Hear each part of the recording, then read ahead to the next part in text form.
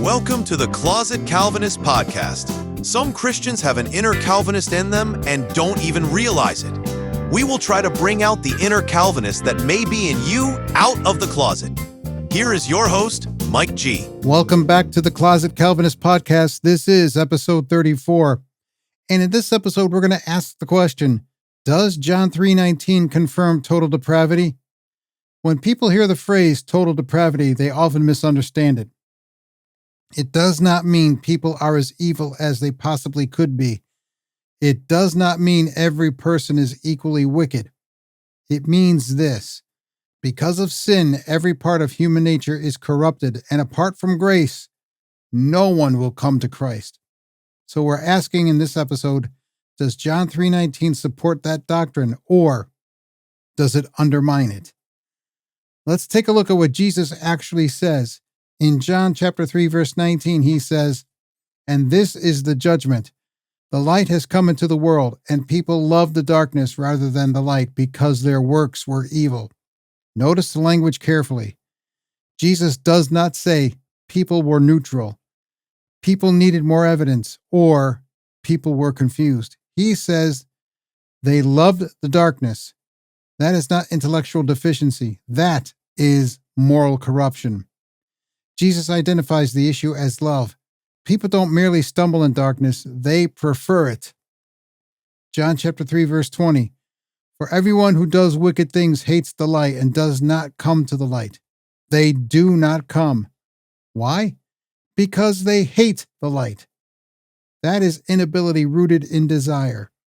Romans chapter 3, verses 10 through 11. "None is righteous, no, not one. No one understands, no one seeks for God. Not few seek, not some seek, but none." Total depravity teaches that man is unable to come to Christ because he is unwilling. John 3:19 confirms this. People love darkness. Romans chapter 8, verses 7 and 8. "The mind that is set on the flesh is hostile to God. Indeed, it cannot." Cannot. Not merely will not, but cannot. That is inability language. 1 Corinthians chapter 2, verse 14. "The natural person does not accept the things of the Spirit of God, and he is not able to understand them." Again, not able.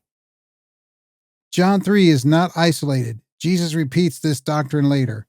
In John chapter 6, verse 44, he says, "No one can come to me unless the Father who sent me draws him." Cannot come. John 3 explains why. Why they cannot come is because they love the darkness. Total depravity is also described as death. Ephesians chapter 2, verse 1. "And you were dead in the trespasses and sins." Dead people do not initiate resurrection. Ephesians chapter 2, verses 4 and 5. "But God made us alive together with Christ." Grace precedes response. John 3 itself teaches this. Just a few verses later, John chapter 3, verse 3. "Unless one is born again, he cannot see the kingdom of God." John 3, verse 5. "Unless one is born of water and the Spirit, he cannot enter the kingdom of God." Cannot see, cannot enter. Why? Because fallen humanity loves darkness. That is total depravity. Now, does this remove responsibility? No, it does not.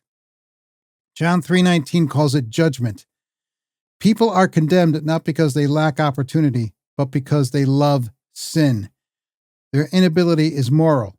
Their guilt is real. James 1 verse 14 says, "Each person is tempted when he is lured and enticed by his own desire." Desire is the issue. John 3:19 confirms this. What total depravity does not mean is people cannot do civic good. People cannot show kindness. People are incapable of religion. It means, apart from regenerating grace, no one will come to Christ. 1 John chapter 4, verse 19. "We love because he first loved us." Grace changes love. Light overcomes darkness. Does John 3:19 confirm total depravity? Yes, it does. Jesus says the problem is not lack of evidence. The light came. The problem is love. People love darkness. That is why salvation must begin with God. because unless God changes the heart, no one will come to the light. Total depravity does not make grace unnecessary. It makes grace absolutely essential. Thank you so much for listening to this episode of the Closet Calvinist podcast. May God richly bless your life. Grace and peace to you all. Thank you for listening to the Closet Calvinist podcast. If you have any questions, then please contact us at our email, mikeg@theclosetcalvinist.com, or visit our website at www.theclosetcalvinist.com.